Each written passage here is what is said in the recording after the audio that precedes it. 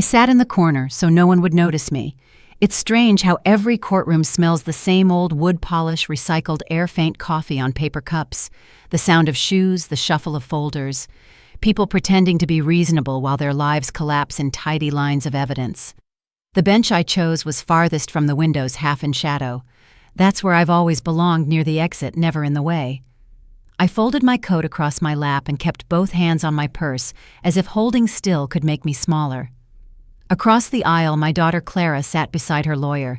She looked younger than she should at 33, eyes puffy from the nights she thought I didn't know she'd been crying. Her hair was pinned too tightly the way she always did it when she wanted to look composed. And then there was Evan, the man she'd married because he made her laugh, the man who called me ma'am in that tone that meant old. He leaned back in his chair like he owned the building. Perfectly pressed suit phone, face-down smile, ready for every glance he thought was about him. When the clerk called the case, the room straightened. The judge entered robe, whispering like a dark tide. I bowed my head slightly. Habit, reverence, or maybe apology. The lawyers began their choreography papers, past dates read aloud, the sterile arithmetic of separation. I kept my eyes on the floor, counting the scuffs on the tile. A trick I learned years ago, counting steadies the breath. Evan's voice was first. Confident, almost rehearsed. She controlled the finances, he said, nodding toward Clara. Everything was in her name. I never had access to any of it. A lie. I felt it like a static charge under my skin. He went on, gentle smile in place, explaining how he'd supported her emotionally, how he'd sacrificed career opportunities for the marriage. The courtroom murmured in sympathy. The man sounded humble enough to be believed. I pressed my knees together, spine straightening. A lifetime of bookkeeping whispered inside me the numbers never forget. 3 years of mortgage payments, 2 cars, a home equity loan I co-signed because he didn't have enough credit history. He called those things love. The judge asked a question I couldn't quite hear. Evan leaned forward, voice smoother. I'll live off her money if that's what it takes to keep our child cared for. I mean, isn't that fair? People chuckled soft social laughter. Even Clara smiled, brittle as glass. The sound made my stomach twist. My hand found the seam of the bench fingers, tracing the wood grain until they hit the metal tag screwed into the corner, property of county court. A government-owned chair. Functional, anonymous, just like me. I took a long breath and looked at Clara. Her eyes darted away. She still couldn't hold my gaze. That hurt more than Evan's smirk. For years I told myself staying quiet was kindness, that letting her make her own mistakes was proof of respect. But sitting here listening to him turn my daughter's life and my generosity into a joke, I realized silence has its own weight. It presses down until you start believing you deserve to be beneath everyone else. The clerk asked Evan another question, something about income statements. His answers came quick, too quick. Numbers rounded off totals that didn't add up. I mouthed the correct figures to myself. It felt like counting prayer beads. The judge shifted slightly, scanning the audience eyes, moving across faces, until for a moment they caught mine. Just a flicker, then gone. Still, it made my pulse stutter. Recognition, maybe? Or just curiosity about the old woman sitting so still. I looked away first. Habit again. When the lawyers began discussing property, the house on Birch Lane, I tightened my grip on my purse. Inside were the check stubs, the wire transfers, the single piece of paper that could end this charade. But not yet. I wasn't ready to stand. Not until someone asked the right question. Evan adjusted his tie and laughed. "She'll be fine," he said. "She's got her mother's money to fall back on." That laughter hit me like cold air. It wasn't just arrogance. It was gratitude, turned into insult. I heard my own voice in memory years earlier. "You can have the house, darling. Let it be a fresh start." He'd been there when I said it. He'd nodded politely, already imagining it as his. I lowered my eyes to the notebook on my lap. The pen rolled once, stopped against my thumb. I wanted to write something, but the words wouldn't form. Only numbers, mortgage amount, interest rate, monthly payments. Facts that had no emotion until someone weaponized them. Across the room, Clara dabbed at her eyes with a tissue. Evan reached for her hand, the gesture rehearsed for sympathy. She pulled away. A small victory, invisible to everyone but me. The judge's voice cut through. "Let's take a short recess. Chairs scraped, whispers resumed. I stayed seated. The corner felt safe the way a shadow feels safe when the light's too harsh. People filed out. Evan laughed again, quieter now, bending toward his lawyer. I caught only fragments. Get this over with, easy win. Easy. He didn't know truth takes its time. When the room emptied, I exhaled. The silence rang like a bell. The bench under me creaked, as if reminding me it was still there, solid, waiting. My fingers rested on the metal tag once more. Property of County Court. Property. Maybe that's all any of us were in this room, assets to be divided, names on papers. But a thought flickered, small, defiant. Maybe I could choose where I sat for the rest of my life. I straightened my back. Not much, just enough for the air to feel different in my lungs. When the judge returned, he glanced my way again, and for the first time I didn't look away. When I was still working, I used to believe every number could tell the truth if you lined it up properly. Debits, credits, evidence. You could follow the trail and find the heart of any story. Marriage doesn't work like that. There are no receipts for kindness, no balance sheet for respect. And yet, as the hearing resumed that afternoon, I found myself counting again. 3 years of mortgage payments, 5 birthdays I paid for because Evan was between projects, 9 holidays where I smiled through his little jokes about Mom's charity fund. Each act had seemed harmless when it happened. Little things folded into love, like notes slipped between pages. But in the courtroom, the memories rearranged themselves into columns, payments, and withdrawals. I was in the negative badly. Clara kept her head down, scribbling something on a notepad she didn't need. Her lawyer whispered strategy. Evan's lawyer grinned as if they were auditioning for television. The judge watched in silence, his pen balanced between 2 fingers. I tried not to think about the time I'd written the down payment check. It was winter. Evan had come to my house, snow on his coat, saying he'd take care of Clara if I could help just this once. He'd smiled then, too, a salesman's smile warm enough to make you forget to read the fine print. That night, I wrote the check in my kitchen under the same yellow bulb that had seen every family dinner. The pen scratched the paper. The sound felt like trust being notarized. I even wrote a note in the memo line for their beginning. Now that phrase sits like a splinter under my ribs. The clerk asked for documentation of joint accounts. Evan shifted in his seat, the first crack in his perfect posture. He handed over copies that looked freshly printed, margins too clean. My breath slowed. I could spot a forged ledger from across the room. The judge noticed, too. His eyebrow lifted just slightly enough to confirm he'd smelled the same rot. Still, he said nothing. Not yet. Across from me, Clara twisted her wedding ring round and round. She wasn't wearing it, only holding it between 2 fingers. When it slipped from her grasp and hit the floor, the tiny clink echoed louder than the gavel. No one moved to pick it up. So I did. It was habit, really, mothers picking up what others drop. I bent the movement slow enough that my knees protested and placed the ring on the table beside her. Our eyes met for the briefest second. Hers were glassy, full of apology. She couldn't speak. I only nodded. There was no room for blame here, only arithmetic. Evan broke the moment with his voice smooth again. She doesn't have proof of anything she claims, he said. She's emotional. He meant Clara, but his glance drifted toward me. That little look of dismissal, like brushing dust off a sleeve, burned hotter than insult. The judge leaned back, hands steepled. "Mr. Carter, we'll review the evidence you've presented. Continue." He said it neutrally, but I caught the shift in tone. "Continue digging your own hole." Evan kept talking numbers, spilling out inconsistent by the minute. Each one landed wrong. My accountant's brain flinched with every false total. I reached into my purse and felt the edge of my old checkbook.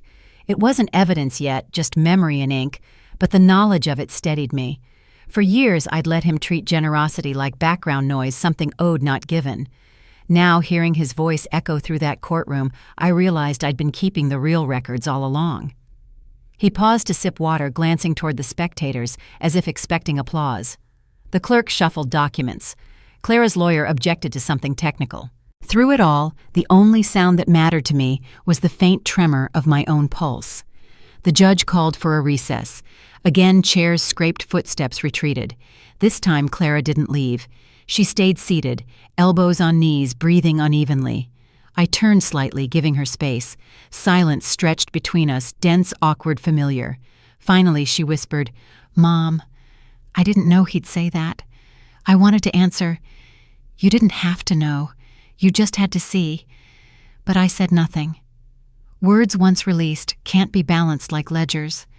Instead, I reached into my purse and took out a tissue, passed it to her without meeting her eyes.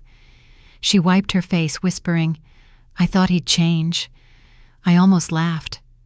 'People rarely do,' I said softly. 'They just run out of room to lie.' She looked at me, then startled not by the words but by the calmness of them. When the court reconvened, the air felt thicker. Even the fluorescent lights hummed lower, as if the room itself was holding its breath. Evan resumed his testimony, but his rhythm faltered. Confidence leaks quietly. It never announces its exit. He stumbled over a figure. His lawyer coughed. The judge's pen stopped moving. A bead of sweat tracked down his temple. I watched with an accountant's detachment, noting every misstatement, every new inconsistency. The judge would see it soon. They always do when numbers refuse to add up. The session ended abruptly, continuance scheduled for the next morning. I stayed until the last shuffle of papers, waiting for the echo of footsteps to fade. Then I rose from the bench and stretched my legs. The tag glinted in the dim light, "Property of County Court." For the first time, I traced the letters without resentment. Property, yes. But even property can appreciate in value once someone realizes what it's worth. As I left the room, I looked back at the chair. From this angle, it caught the reflection of the overhead bulbs glowing faintly, a small, stubborn shimmer in a room built for judgment. Outside, the hallway smelled of disinfectant and old carpet. Reporters were already gathering for another case, voices bouncing off the marble. No one looked twice at me. Perfect. That's the thing about being invisible. You hear everything, remember everything. Tomorrow, when the questioning starts again, I'll still be in that corner seat, same position, same quiet posture, but this time, silence will sit with me like an ally. And when the judge finally asks the question that should have been asked from the beginning, I'll be ready. The next morning, the courtroom felt colder, as if the air conditioning had learned how to judge. Same room, same light, same wooden benches that groaned every time someone shifted. I took my seat in the corner again, the cushions stiff from yesterday's silence. Clara arrived late. Her lawyer whispered something sharp, but she only nodded. Evan was already there, sleeves rolled to his forearms, confidence repackaged overnight. He looked at me once, half a smirk, and then pretended I wasn't part of the furniture. The clerk began reading the list of exhibits, deeds, loan papers, statements of ownership. Every page rustled like a reminder of how easy it is to erase a person. When they read the address, Birch Lane House Deed No. 1028, I leaned forward without meaning to. The clerk continued, registered under the names Clara Carter and Evan Carter. No mention of me. Not one line of ink to prove the down payment that left my account like blood drawn in secret. The judge glanced toward the plaintiff's table. "Is there any third-party contribution to this property?" Evan answered too quickly. "None, Your Honor." The lie hung in the air, a thin sheet of smoke that only I could see. I lowered my gaze to the floor and found that same metal tag beneath the bench, "Property of County Court." The irony almost made me laugh. Everyone in this room was property of someone's story. A memory surfaced uninvited the day they signed the mortgage papers. Clara in a cream sweater, nervous smile. Evan, hand on her shoulder, saying, "Let's make it official." They'd forgotten to bring a pen, so I offered mine. The same pen now sits in my purse, ink nearly dry, but it still remembers their names. I blinked back the scene and listened as Clara's lawyer began her gentle defense. She spoke softly, as if afraid the truth might break if handled too roughly. Every sentence started with apology. My client did not intend. My client was misled. I wanted to tell her that apologies weigh down truth until it can't stand. Evan interrupted with a small laugh. "She's dramatizing, Your Honor. The money was a gift from her mother, a wedding present." Gift. The word clanged in my head. Gifts can't be reclaimed, he knew that. He'd turned my generosity into a legal loophole. The judge's pen paused mid-note, his eyes lifted, scanning the room again. I met his gaze for a heartbeat longer this time. There was recognition now, something like curiosity, maybe doubt. He looked away before it could become sympathy. The clerk announced a brief recess. Evan stepped out to take a call. Clara stayed seated, staring at the tabletop. I leaned toward her. When he says gift, do you agree? Her voice was thin. It's what the lawyer advised. So you'll let him keep what you built together, she whispered. I just want it over. I sighed. Ending fast isn't the same as ending right. She didn't answer. Maybe she couldn't. When you live too long inside someone else's confidence, it takes time to hear your own. I turned back to my purse fingers, brushing the check stub folded between receipts. My handwriting still clear.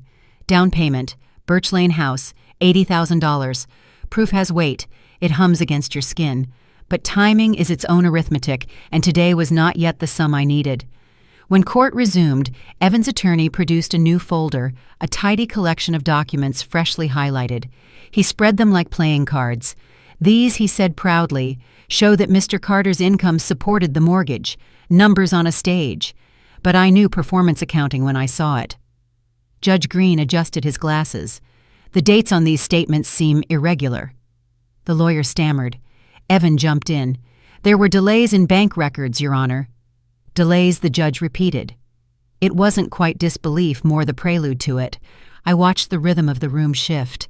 Evan spoke faster, hands moving too much. Clara's eyes filled again. Somewhere between his sentences, the balance changed, not in paper, not yet, but in posture. The judge leaned back the way a man does when he's already decided to look deeper. For the first time since this hearing began, I let myself breathe freely. The air didn't taste of defeat anymore. It tasted of waiting. As proceedings adjourned, Evan turned toward Clara. You see, he's not buying your story. Clara didn't reply. She just gathered her papers one page at a time, deliberate, steady. Then under her breath she said, It's not mine. It's ours. He frowned, uncertain whether it was defiance or confusion. Maybe both. I rose, smoothing the fabric of my skirt. The bench groaned again, same sound as yesterday, but now it felt less like protest, more like witness. When I reached the aisle, the bailiff nodded politely. A small thing, but small things matter in rooms built on hierarchy. Respect moves quietly. It rarely announces its arrival. Outside the hallway buzzed with new spectators waiting for the next case. I kept walking until their voices blurred into background static. By the courthouse doors, sunlight spilled across the floor like mercy. I paused there, letting it touch my hands. Tomorrow they'll bring up the property again.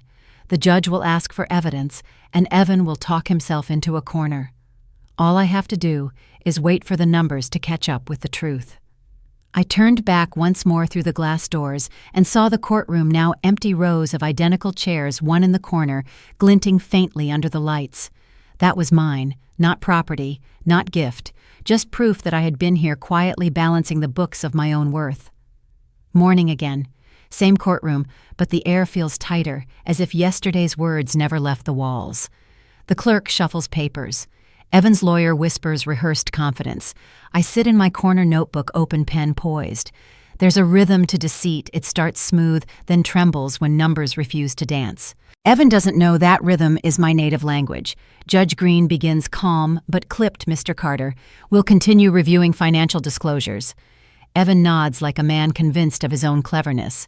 His voice comes out warm, confident. Of course, Your Honor. Everything's accounted for.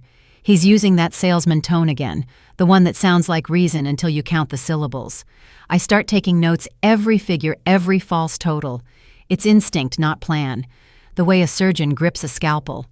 Clara sits rigid, one hand covering the other as if she's hiding evidence of her own pulse. Her lawyer murmurs something about inconsistencies, but lets the man talk. Evan lists his supposed expenses: business travel, office renovations, a car leased for client impressions. The numbers stack into a tower made of sand. I can already see where it will crumble. He smiles through each paragraph, glancing occasionally toward the gallery performing civility. The judge listens, stone still. Only the tapping of his pen betrays a slow accumulation of doubt. I've seen that pen tap before, every auditor has. It's the sound truth makes when it wakes up. Evan ends with a flourish. My records show consistent income over the last 3 years. He slides forward a binder thick enough to impress the gullible. Judge Green flips it open, frowns. These documents appear Recent, he says. Dates are handwritten. Where are the original statements? Evan blinks. They were archived, Your Honor. By whom, our accountant. The pause after is worth a full paragraph. The judge doesn't press. Not yet. He looks down the line of benches, eyes grazing the audience until they find me again. A fraction of a second. That's all. But it feels like a question without words. I lower my gaze, though my heart drums. Yes. Evan's lawyer clears his throat. If I may, Your Honor, we can provide additional documentation tomorrow. Judge Green nods dry tone. Please do. Silence lands like a gavel. I can sense the room recalibrating tiny shifts in posture. Even the clerk's pen slows. Clara inhales softly, the smallest exhale of relief. She doesn't look at me, but I feel the connection, thin, fragile, a wire restrung after years of slack. Evan sits back, mask still in place, but his leg bounces under the table. He's losing rhythm. I glance at my notes. Every lie is cataloged in neat columns, dates, amounts, contradictions. Once I used to audit small-town charities. I could smell dishonesty from across a ledger. This courtroom feels exactly like those offices' polite voices' desperate math. When the court recesses, I stay seated. My corner chair creaks softly, companionably. I trace its metal tag again, property of county court. The words no longer sting. Property implies ownership, and ownership implies record. Even silence leaves a paper trail if you're patient enough to follow it. Evan approaches Clara during the break. "Why don't you tell your mother to stay out of this?" he murmurs, smile tight. She says nothing. He leans closer. "You think I don't see the way she looks at me like she knows something?" Clara's reply is simple. "Maybe she does." He laughs once, brittle. "Then she can testify. It's meant as mockery, but my pulse skips." A door just opened. I meet Clara's eyes across the aisle. She gives me the smallest nod. It's not approval. It's permission. When the hearing resumes, Evan is less polished. He trips over the judge's questions over answers when silence would suffice.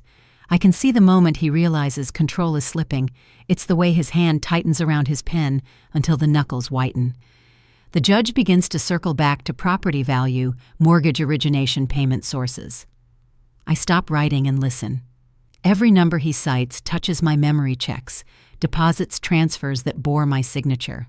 I feel the urge to speak rise like a tide, but not yet. Timing is currency. Spend it once and it's gone. The clerk reads from a prior year's record. Down payment confirmed as $80,000. Evan interrupts. "That came from my investments." Clara's lawyer frowns. "The bank transfer lists an external account, not his." Evan's reply. "Must be an error." Judge Green leans forward. "An error," Evan swallows. "A misprint, perhaps. On a bank record." No answer. The silence stretches long enough for everyone to feel it. It's the kind of silence that rearranges a room. The judge finally says, "We'll continue tomorrow. I suggest all parties review their financial statements carefully." He turns toward me again before rising just briefly, then exits. The gavel's echo lingers. It feels less like ending, more like countdown. I stay in my chair until the courtroom empties. The late sunlight cuts through high windows, splitting the room into bars of gold and dust. I hold my notebook under it, pages glowing faintly. Every column aligned, every figure waiting. It's strange how truth and math share a habit. They both wait patiently to be balanced. Evan passes behind me, muttering, "You enjoying the show?" I don't turn. "I'm just taking notes," I say. He stops, maybe expecting a tremor in my voice, but there isn't one. Finally, he laughs under his breath and walks out. When the door closes, I let the quiet settle again. The bench beneath me feels different now, less confining, more grounded. I close the notebook, slide it into my purse beside the check stub. Tomorrow the question will come. And when it does, I won't need to raise my voice. I'll just open my book and let the numbers speak the language they always have, undeniable, unafraid, exact. The fifth day began with the sound of rain. Not the kind that soaks the city, but the hesitant drizzle that stains windows and leaves streaks down glass, temporary, but visible long enough to matter. Inside the courthouse smelled of damp wool and impatience. Umbrellas folded at the door. People shook off water and civility at once. I was early. I always am. Habit from a lifetime of making sure things are ready before anyone notices they need to be. The same seat waited for me in the corner, dry the wood cool through the fabric of my skirt. From here, I could see everything. Evan's restless hands, the way Clara tucked her hair behind her ear when anxious, the faint scratch of the judge's pen as he reviewed his notes. This morning felt different, heavy, with a kind of quiet no one dared disturb. Even Evan seemed smaller, his voice rehearsed, but missing its melody. He spoke of financial hardship, of sacrifice. The words sounded thinner today, less like evidence and more like excuses. Judge Green listened with that unreadable stillness of men who've seen too much deception to react quickly. His hands were folded, his eyes steady. When Evan stumbled on a figure, the judge didn't correct him. He just waited. That's what power looks like, silence that invites confession. When Evan finished, his lawyer filled the air with filler. In conclusion, Your Honor, my client only wishes to ensure a fair division. The judge raised his pen, balanced it on a single finger, and let it fall softly onto the paper. That pause, barely a second, cut deeper than any gavel strike. He turned a page, eyes scanning. Mrs. Carter, he said to Clara, these assets were acquired during the marriage. Is that correct? Clara nodded. Yes, Your Honor. And were any funds contributed by other family members? The question floated like a small, sharp needle. I felt my throat tighten, but Clara spoke first. My mother helped with some things. Evan interjected too quickly. As gifts, Your Honor. Judge Green didn't look at him. His gaze remained on Clara. Did you document these gifts? Clara hesitated. No. Did you intend to? No, sir. The judge nodded once, leaned back, and for a long moment said nothing. His eyes moved slowly toward my side of the room, the kind of look that feels like discovery before words exist for it. I lowered my gaze, not out of guilt, but respect for the process, for the patience it demanded. Evan shifted uncomfortably, straightened his tie, smiled without reason. You see, Your Honor, he said, there's no paperwork. Her mother's generosity was informal. The judge's brow lifted. Informal generosity is still financial support, Mr. Carter.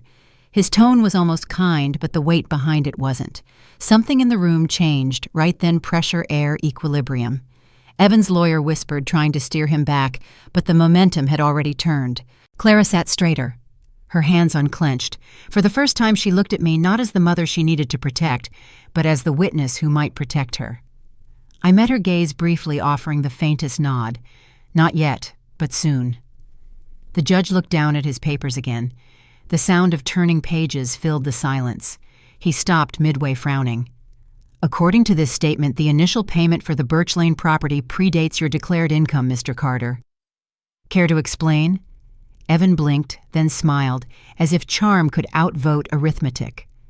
There was a loan from a family friend. Do you have documentation? He hesitated. Not with me. Tomorrow, then, said the judge, tone unchanged. But the pause before then lasted a fraction too long. It was the kind of pause that rearranges destinies.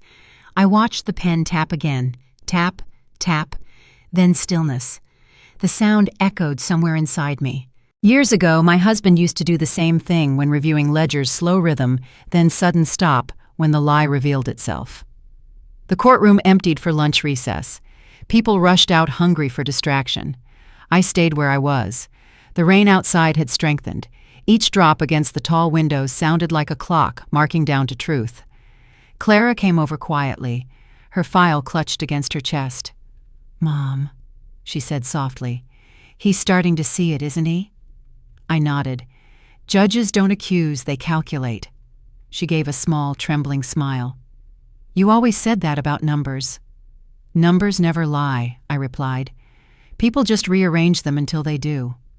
Evan passed us, his voice low but sharp. Enjoy your little moral victory. I didn't look at him. You mistake morality for math, I said. Both find balance eventually. He stopped, half turning toward me.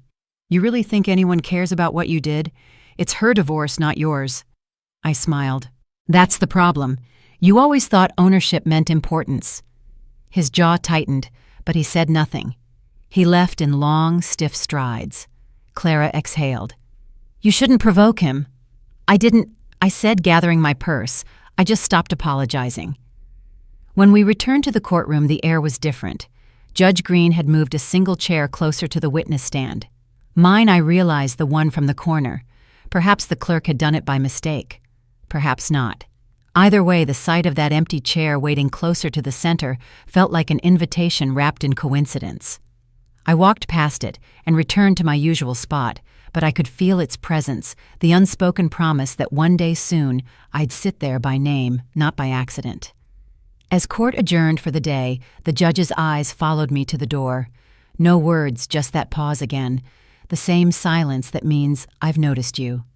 And for the first time, I didn't shrink from it. The sixth morning began in sunlight, thin and pale, like it wasn't sure it belonged after so many gray days. The rain had cleared, but the world still smelled of dampness, that clean metallic scent that follows a storm. Inside the courthouse, everything felt rearranged by something invisible. The same benches, the same faces, but there was a softness around the edges now, a hesitation in the way people spoke. Even the clerk moved slower, as if worried the quiet might shatter. I took my usual seat in the corner. My chair waited for me, faithful and unassuming, but I noticed what others didn't, the small scuff mark near its leg from when the bailiff had moved it yesterday. It had been closer to the center then. It would be again soon. Clara entered with her lawyer, carrying herself differently. Shoulders straighter, hair down, eyes still tired but no longer hollow. Evan didn't notice. He was too busy adjusting his tie, forcing a smile that didn't reach anywhere near sincerity. The judge arrived last, calm as always, robes flowing like slow certainty. When he sat, the room exhaled. "Proceed," he said. Evan's lawyer began with the usual flurry of statements, arguments about equity, fairness, emotional strain. But I could hear the change in his tone. It lacked conviction the way someone sounds when reading words that no longer belong to the truth. The judge listened, patient, pen poised. Then, as the lawyer gestured toward the documents, his eyes flicked up, not at Evan, not at Clara, but at me. A brief glance, deliberate this time, the kind of glance that says, "I haven't forgotten you're here." Evan kept talking. My client has always supported his wife emotionally, even while enduring her family's interference. He didn't get to finish. The judge raised a hand. "Mr. Carter, please answer only the question presented." A ripple of quiet laughter passed through the gallery. Evan's mouth tightened. "Yes, Your Honor." I looked at Clara then. She was staring straight ahead, jaw trembling but eyes clear. And for a moment, I saw the little girl she used to be, the one who'd come home from school with scraped knees and say, "Don't tell Dad I fell. He'll think I wasn't careful." That same fear lived in her posture even now, but something else had joined it, resolve. When the questioning turned to household finances, Clara's lawyer asked Mrs. Carter, "Could you clarify who handled most of the payments related to your home?" Clara hesitated. Her hand found the edge of the table. "My mother helped. She handled more than she should have." The words hung there. A thread pulled loose from the silence. Evan laughed softly, almost kindly. "Your Honor, as I've said, her mother's help was generous, but voluntary, a gift." The judge didn't look at him. "Let her finish." Clara's lips parted. Her voice was steadier now. "She made the down payment, actually, the entire amount. I didn't tell her we put the deed in both our names. I just wanted things to feel equal." I felt the breath leave my chest, not from shock, but from the sound of her truth finally entering air that deserved it. Evan's jaw clenched. "That's not accurate," he snapped. "She's confused." The judge's tone sharpened. "Are you suggesting she's lying?" "Mr. Carter?" Evan faltered. "I'm saying she's emotional." "Facts are not emotions," the judge said quietly. The room stilled. I looked at Clara. She finally turned her face toward me fully, not by accident, not in guilt. Her eyes were wet, but steady. And in them, I saw something I hadn't seen since she was a child, belief. Not in me, in herself. That's when I realized the real hearing wasn't about the house or the money. It was about who gets to define the truth when everyone else decides it for you. The judge called for a short break. As the room emptied, Clara came toward me, slow, deliberate. For a moment, she just stood there, unsure of what to say. Then she whispered, "I'm sorry, Mom. I should have corrected him sooner." I shook my head. "You did it when it mattered." She bit her lip. "He'll hate me for it." "Then let him," I said softly. "That's how freedom begins." Her laugh was short, nervous. "You always make it sound so simple." "It isn't," I said, "but it is necessary." Evan watched us from across the room, his expression unreadable. The judge returned, adjusting his glasses. "We'll reconvene," he said. "I believe there's more to clarify about the property funding." Everyone took their seats. I smoothed my skirt, inhaled, and looked at the judge, and this time I didn't lower my eyes. He caught the gesture, a faint smile crossing his face, before professionalism reclaimed it. Then he said, "Before we continue, I'd like to ask, was the down payment sourced from Mrs. Hayes's personal account?" The question hit like the click of a lock turning. Evan's lawyer froze. Clara glanced toward me. The entire room seemed to pivot in my direction. I didn't speak, not yet, but I sat a little taller, my palms flat on the bench, the wood warm under my hands. For the first time, silence didn't feel like restraint. It felt like choice. The air inside the courtroom had changed. It no longer smelled of damp wood and nerves, but of something drier, paper dust, anticipation, the faint static that builds before a thunderclap. When the bailiff called us back to order, I felt the room tilt ever so slightly toward me. The question had already been asked. Everyone was waiting to see if I would answer it. Judge Green repeated it gently, as though giving me time to decide. "Was the down payment on the Birch Lane property sourced from your account, Mrs. Hayes?" My first impulse was the same as it had been my whole life, to keep the peace, to protect Clara from the embarrassment of her mother speaking out of turn. I could feel that instinct rising like an old reflex. But beside me, my daughter inhaled and whispered almost too quietly to hear, "Tell him." So I stood. Slowly, because dignity has its own tempo.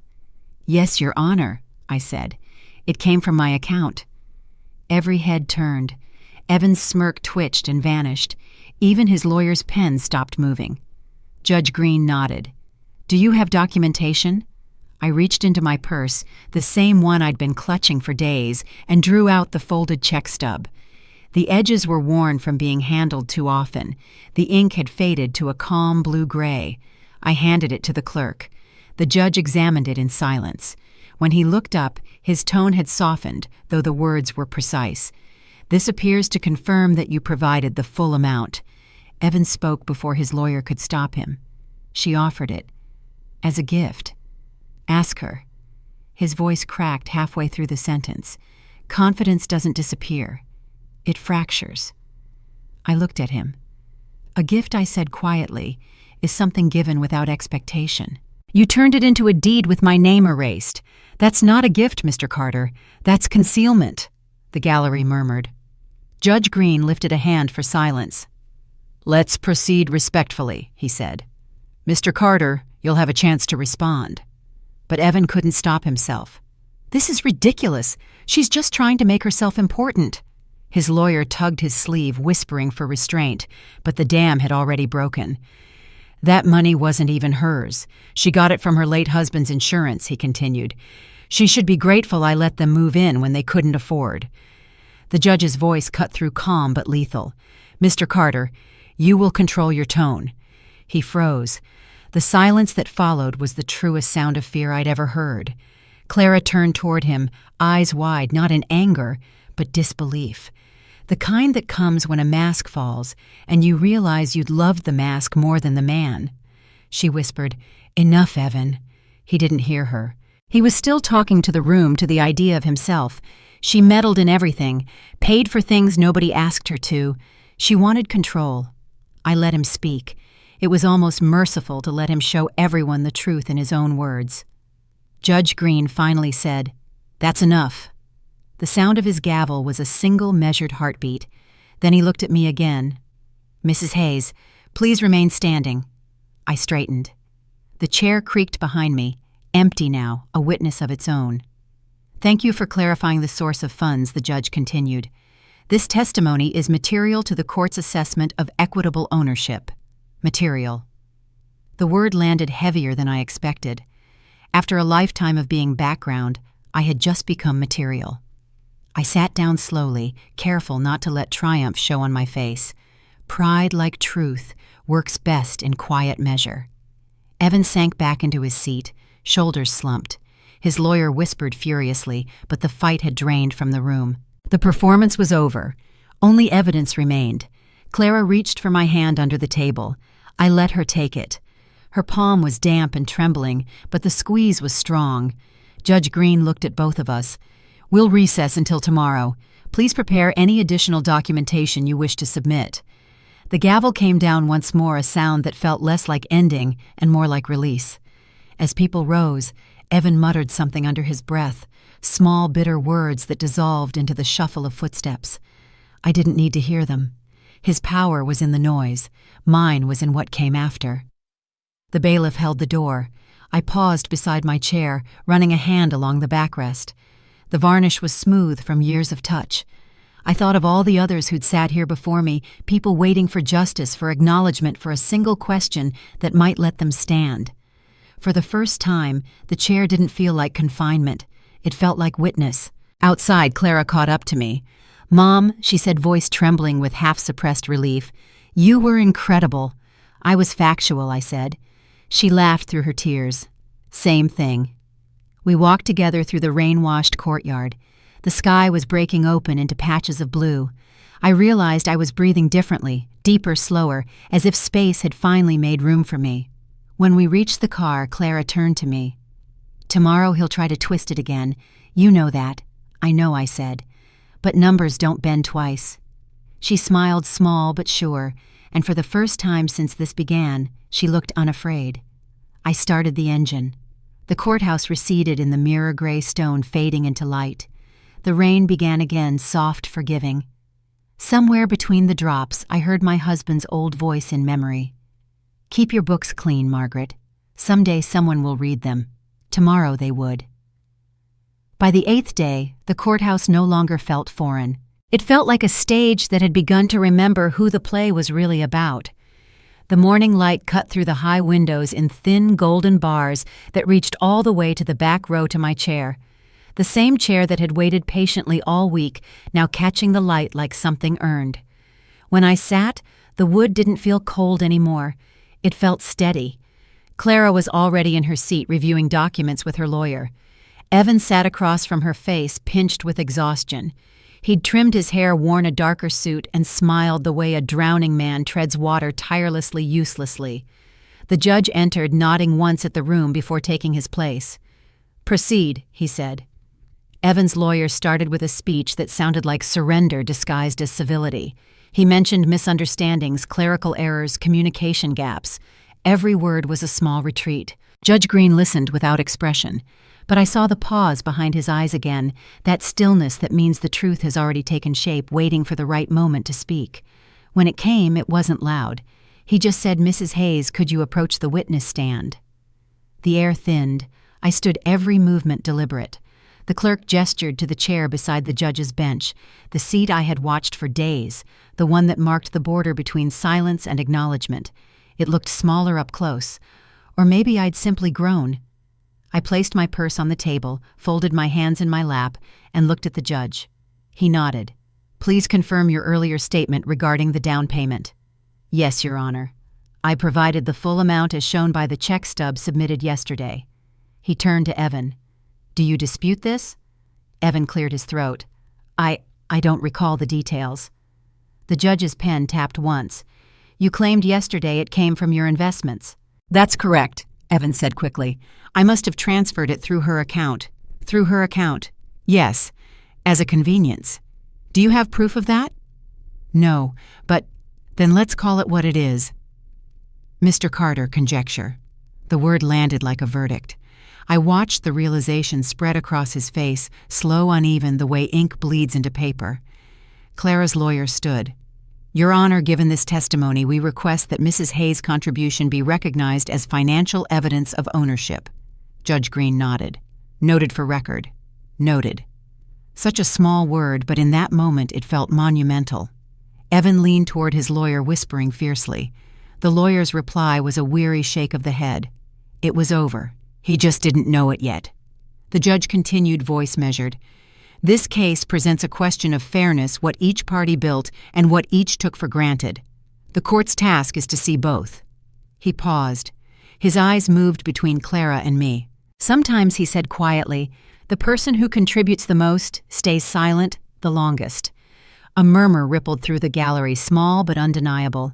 I looked down at my hands, at the faint blue veins crossing my skin like old rivers. For years I'd thought those veins carried only fatigue.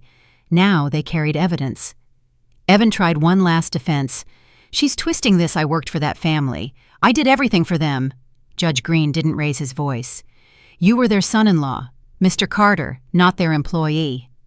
That sentence sealed the room. The fight left Evan's body like air leaving a punctured balloon. The judge turned to me again. Mrs. Hayes, thank you for your patience. Patience. Such a simple word, yet no one had ever thanked me for it before. I nodded. Patience is cheaper than pride, Your Honor, but it lasts longer.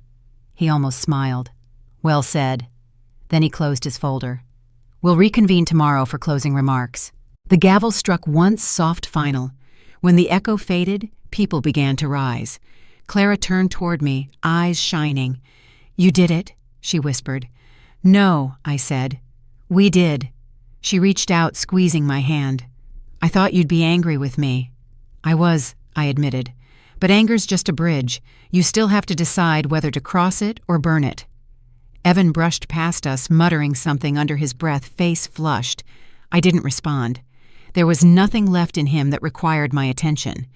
The clerk began stacking papers. The judge's bench stood empty, but the air felt charged as if the truth still lingered there, unwilling to leave the room that had finally listened. I returned to my corner seat to gather my things. For the first time, I noticed how the light from the window hit it directly now. No more shadows. The chair gleamed with a quiet dignity, the way metal does after years of being touched by the right hands. As I reached for my purse, the clerk passed by and paused. Ma'am, she said softly, that was good to hear. People forget what fairness sounds like. I smiled. It sounds like math. She laughed quietly, unsure if I was joking. Have a good afternoon, Mrs. Hayes. You too, I said, and meant it. Outside, the city shimmered under the late sun. The courthouse doors closed behind me with a slow hiss, sealing in the echoes of everything I'd kept quiet for too long. I didn't feel victorious. I felt clean, like someone who had finally cleared her books after years of carrying debts that weren't hers. And though tomorrow's session would bring closure, the truth had already spoken. Not with anger, not with spectacle, just with a whisper that reached every corner of the room and made silence look like power. The next morning, everything moved slower. Even the courthouse clock seemed to hesitate between seconds, as if time itself knew what was coming. The benches were full again, reporters, clerks, stray spectators drawn by the scent of public justice. Word travels fast when arrogance begins to crack. I sat where I always had, though the light had shifted since the first day. It no longer stopped halfway to my bench. It reached me now unbroken. The bailiff called for order. Judge Green entered robes heavy with finality. He didn't look at his notes when he spoke. Before we proceed to closing statements, I have one remaining question. He paused just long enough for the silence to settle around him. Who paid for the house on Birch Lane? That single sentence sliced through the air so cleanly, the whole room inhaled. Clara's lawyer opened her mouth, then hesitated. Evan looked at his hands. His tie was crooked. He didn't notice. The judge's eyes shifted between them, then finally, inevitably, toward me. I didn't stand this time. I didn't have to. I did, Your Honor, I said, my voice carrying without force, steady as a ledger balanced to the last cent. The pen in the judge's hand stilled. Thank you, Mrs. Hayes. Evan exhaled a bitter laugh. There it is again, she can't help herself. Always needs to be the hero. The judge's gaze cut to him sharp as a blade. Mr. Carter, I'll remind you you're under oath. I'm not lying. No, the judge said calmly, but you are revealing more than you intend. A ripple of restrained amusement moved through the courtroom. I didn't look at Evan. I looked at Clara. Her face was pale, but her eyes, Her eyes had found something solid again. She didn't look to me for permission anymore. She didn't look away either. "Mrs. Hayes," the judge continued, "could you confirm whether this payment was ever reimbursed?" "No, Your Honor," I replied. "It was not. Did you request reimbursement?" "No. I requested honesty." The pen tapped again twice, then stopped. "Understood," he said softly. Evan's lawyer shifted uncomfortably, murmuring about intent and good faith. Judge Green lifted a hand. "Intent matters less when the math doesn't add up." I felt a strange calm settle over me, something close to peace but sharper. It wasn't satisfaction, it was completion. Clara's lawyer took over. "Your Honor, in light of this, we submit that Mrs. Hayes's contribution should be recognized as non-marital funds, and therefore the Birch Lane property cannot be equitably divided." Evan's lawyer objected, words tumbling in a jumble of legal phrases, none of them anchored by evidence. The judge listened, expression unmoved. When the objection fizzled into silence, he said, "Duly noted. Overruled." The word fell like a closing door. Evan slumped in his chair. The air left him audibly the way it does when someone realizes that the story they've built no longer belongs to them. I didn't gloat. I only breathed. Across the aisle, Clara sat straighter. Her hand rose to her mouth, trembling. I thought she might cry, but instead she smiled small private, the kind of smile a person wears when they finally recognize themselves. The judge spoke again. "Mrs. Hayes, I appreciate your patience throughout these proceedings. You've demonstrated a remarkable understanding of restraint and clarity. This court values that. Restraint and clarity. Two words that had followed me all my life, sometimes as virtues, sometimes as chains. Today, they were medals." "Thank you, Your Honor," I said. He nodded once, the faintest acknowledgement of everything unsaid between fairness and faith. Then he leaned back and said, "We'll adjourn for deliberation. Final judgment tomorrow." The gavel dropped, and with it came a silence heavier than sound. As people rose, I remained seated. The chair creaked under me, a sound I'd come to love. It reminded me of truth settling into place. Evan stormed past without looking at me. His lawyer followed, shoulders hunched. Clara lingered. When the last person left, she walked toward me slowly, the echo of her heels soft in the empty room. She stopped beside my chair. When he asked that question, she said, "I thought my heart would stop." I smiled. It did for a second. That's how you know it mattered. She sat beside me, quiet for a long time. Then she whispered, "You could have said nothing." "I almost did," I admitted. But sometimes silence turns into permission. Her hand found mine again. This time, I didn't let go. We sat there while the janitor stacked files and the clock ticked through the last of the afternoon. The light from the window reached across both of us now. After a while, Clara said, "Tomorrow everything changes." "Yes," I said, "but not everything ends." We stood together, and I looked one last time at the chair that had carried me through all of this. It looked different now, lighter somehow, as if proud to have been the witness it was meant to be. I touched the metal tag again. Property of County Court. Funny, I thought, how property could belong to one place, but mean freedom somewhere else. When we stepped outside, the world smelled of rain, and sunlight mixed the scent of things washing clean. The courthouse doors closed behind us, and for the first time the sound didn't echo like confinement. It sounded like closure. Tomorrow would bring judgment, but the truth had already spoken. And when truth speaks even softly, there's no need to raise your voice. The courtroom was quieter than I'd ever heard it. Not the silence of waiting something deeper, the kind that follows recognition. Judge Green took his seat. There was no announcement, no fanfare, just the soft shuffle of robes and the click of the gavel resting against the wood. "Proceed," he said. Clara's lawyer rose first. Her voice carried a confidence that hadn't been there a week ago. "Your Honor, we respectfully submit the following evidence for the record bank statements, transfer confirmations, and the verified check stub identifying Mrs. Hayes as the financial source for the Birch Lane property." Each paper landed on the table like a heartbeat. When she finished, the sound of the last sheet touching the stack felt final. The judge turned to Evan's lawyer. "Your response." The man cleared his throat, his voice struggling for composure.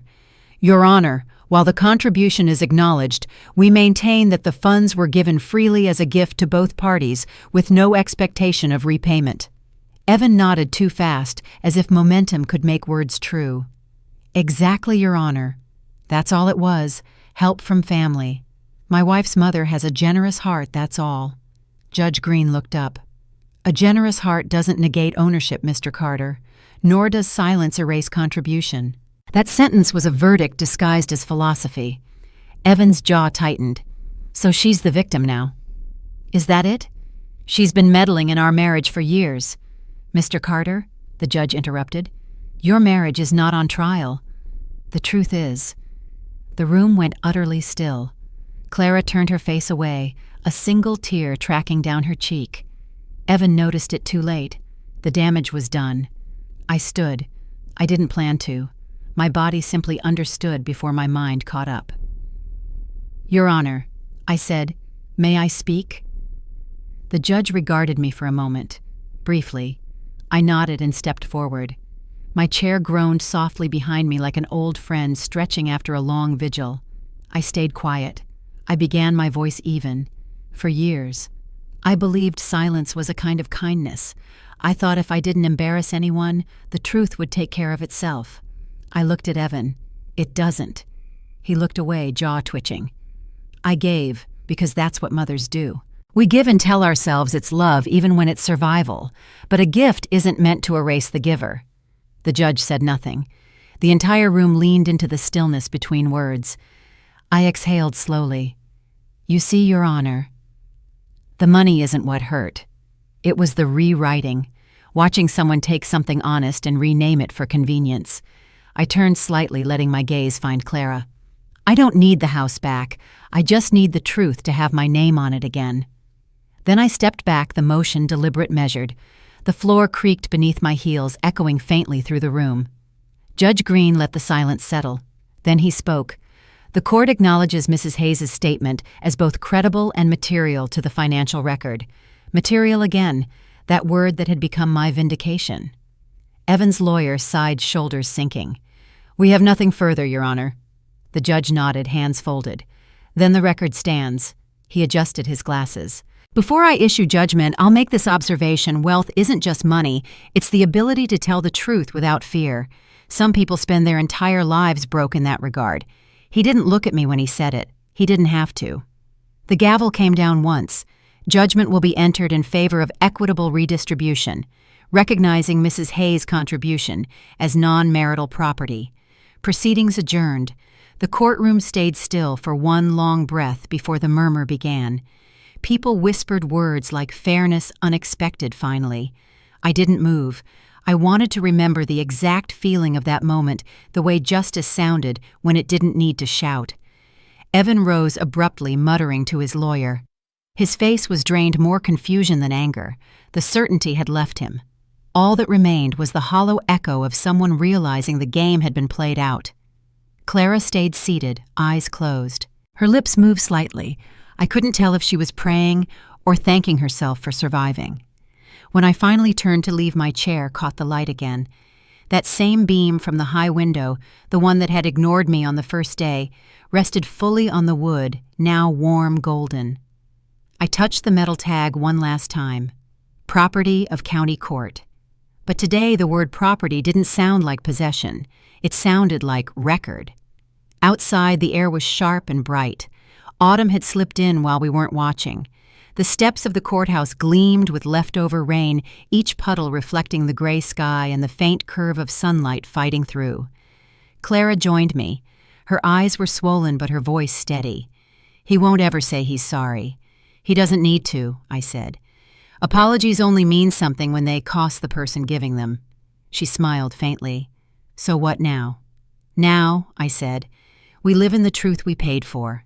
We stood there together for a while, the city humming around us, both of us learning what quiet triumph feels like. When we finally walked away, I didn't look back at the courthouse. The sound of the gavel still echoed faintly in my chest, but it wasn't heavy anymore. It was rhythm. The courthouse was quieter the next morning. The air didn't feel charged anymore. It felt clean, settled. The way a field smells after rain has finally stopped falling.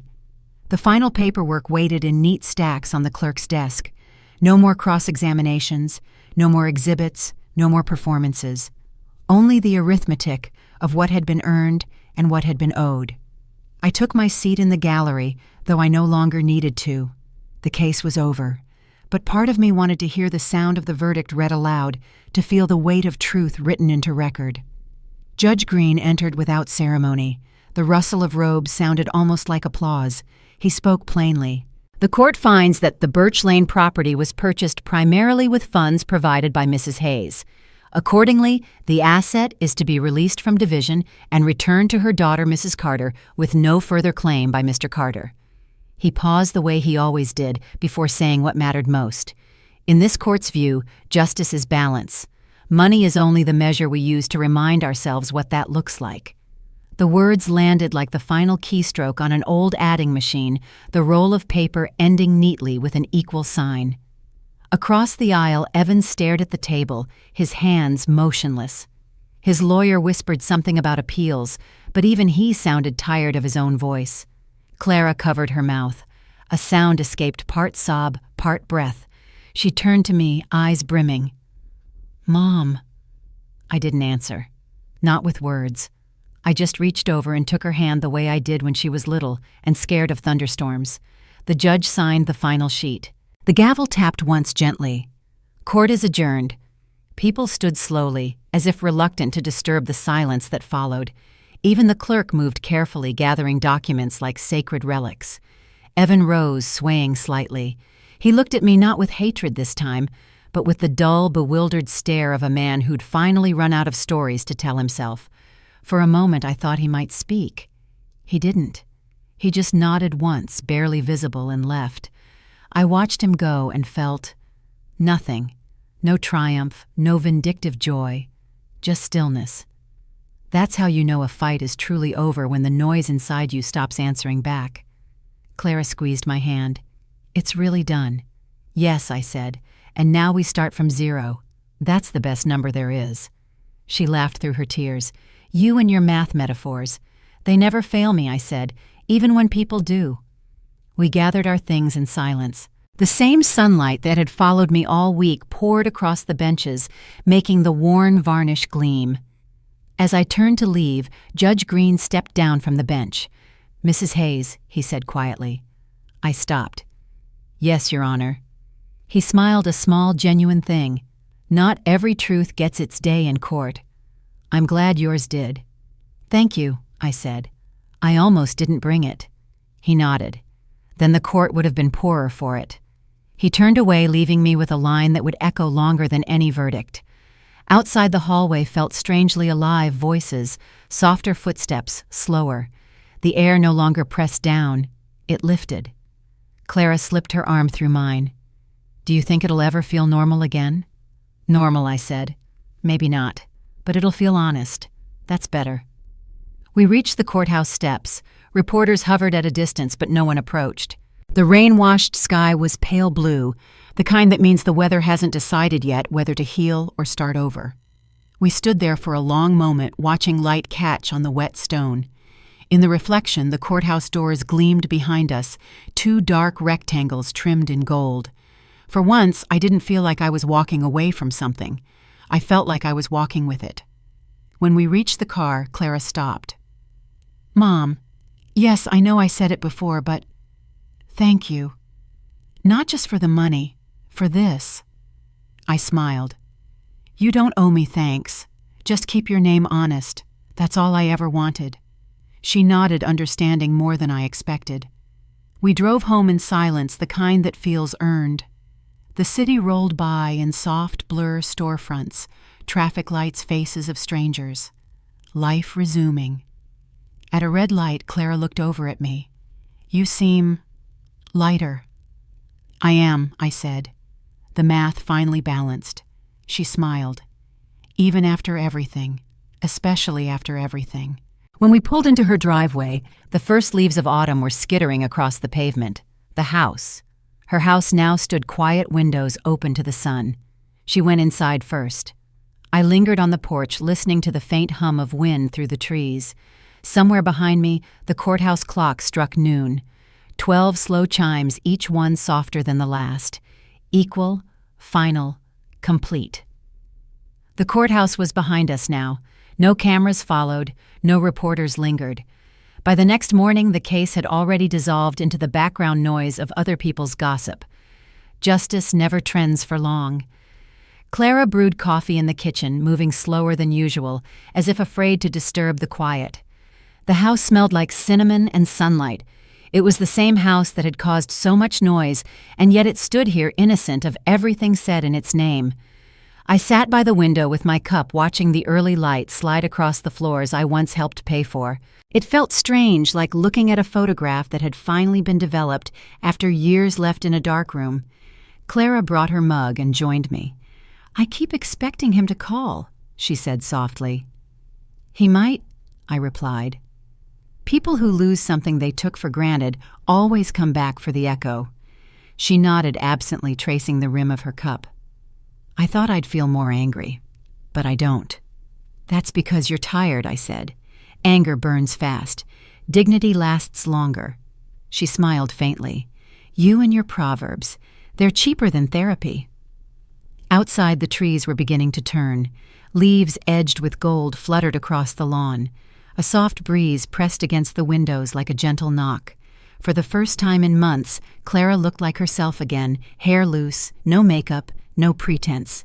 The absence of fear fit her well. She leaned back in her chair. "You never told me why you stayed quiet so long." I watched the light move over her face, thinking carefully before answering. "Because silence kept the peace," I said, "until it started keeping the lie." She nodded slowly. "And now, I said, I speak when the truth has earned it." She laughed under her breath. "You make it sound like truth needs permission." "It does. People don't always deserve to hear it." We sat there for a while, listening to the clock hum in the corner. Every sound felt louder now, the scrape of her spoon, the faint birds outside, the rhythmic drip of the faucet. Finally, Clara stood. "I think I'll go through some of his things today, just to start clearing space." "Don't rush," I said. "Let the dust leave first. It remembers." She smiled. "You always talk like a poet when you're trying not to cry." "I'm not crying." I lied. She left the room. I stayed where I was, staring at the sunlight inching across the table until it reached the place where her wedding ring used to rest. The wood had a faint circle there, polished smooth by years of habit. Some ghosts don't haunt, they just leave indentations. I stood and wandered into the living room. The sound of the clock followed me, steady as breath. On the mantel sat a photo from their wedding, Clara in lace, Evan in that same half-smile he wore in court. I picked it up, studied it under the morning light. They looked happy, genuinely so. Maybe they had been once. Maybe that was real before it wasn't. I placed the photo face down. Some memories are kinder that way. Outside, Clara was on the porch, sorting through a box of old papers.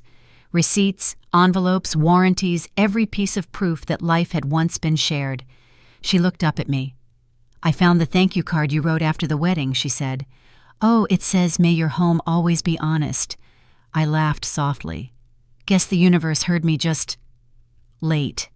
She smiled, folding the card and slipping it into her pocket. "I think I'll keep this one." We sat together on the porch steps. The autumn air was crisp, the sun warmer than it should have been. For the first time in a long while, we didn't need to fill the silence.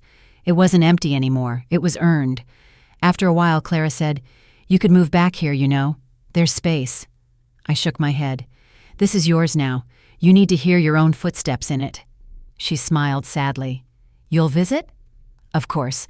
I still need to check that you're not forgetting to label your files properly." She laughed. Real laughter this time, the kind that doesn't apologize for existing. When she went inside, I stayed a little longer. The chair on the porch creaked under my weight, an old, familiar sound. The wind lifted the edges of the doormat, flipped one corner. For a second, it looked like it might fly away. I looked out across the street to the world going about its usual noise.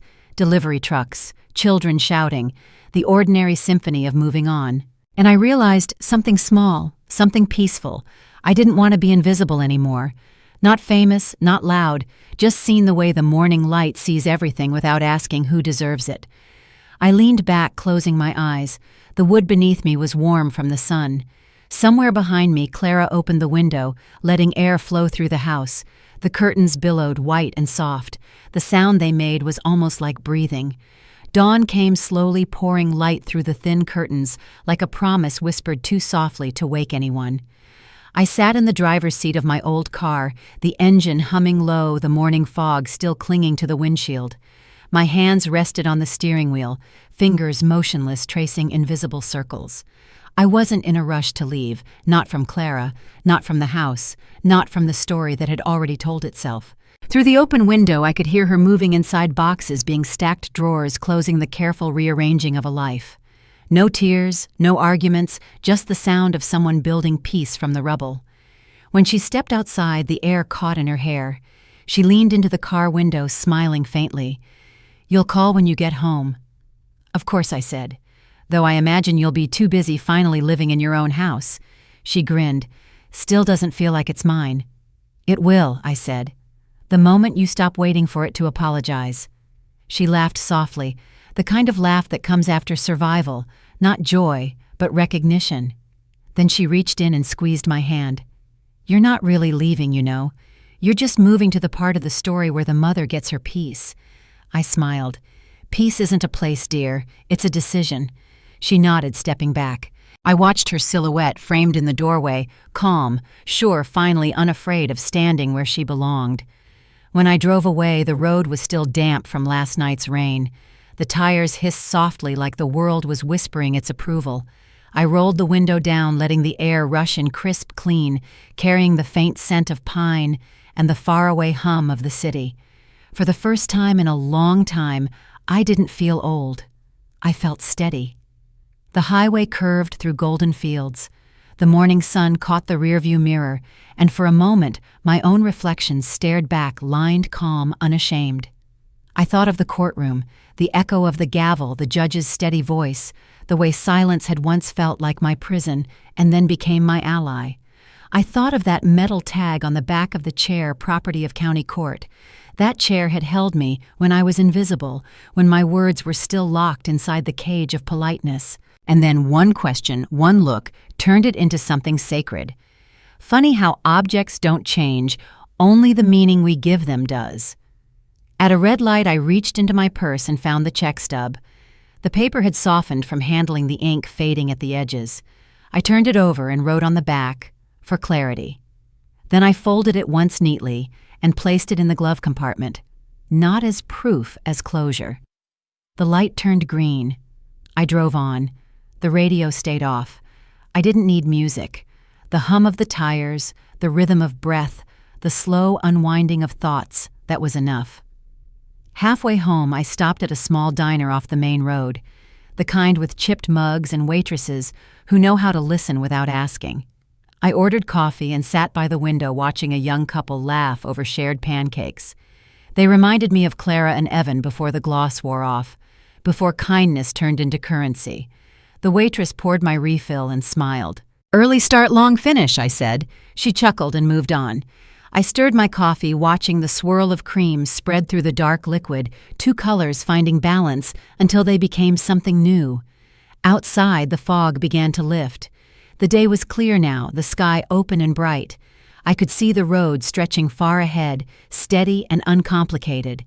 As I sat there, I realized something small but whole. I wasn't angry anymore. Not at Evan, not at my daughter, not even at myself. Anger had been a bridge, and I'd already crossed it. In its place was something quieter, not forgiveness exactly, but understanding. That every person carries their own math, their own way of making the world add up. Mine had always been simple, give more than you take, but never let anyone erase the ledger. When I finally got back in the car, the sun had risen fully. I didn't turn the radio on, I just let the light fill the space. The road shimmered ahead, long and unbroken. Somewhere beyond the next bend, my life was still waiting, not new, but true. And for the first time, I didn't feel like I was driving away from something. I was driving into it. The house, the courtroom, the chair, they were all behind me, now folded neatly into memory. The silence inside the car wasn't emptiness. It was peace, finally earning its sound. I smiled, one hand resting on the steering wheel, the other tracing the faint grain of sunlight across my wrist. Silence was never the problem, I whispered to no one. Forgetting my worth was. The road ahead gleamed brighter for it.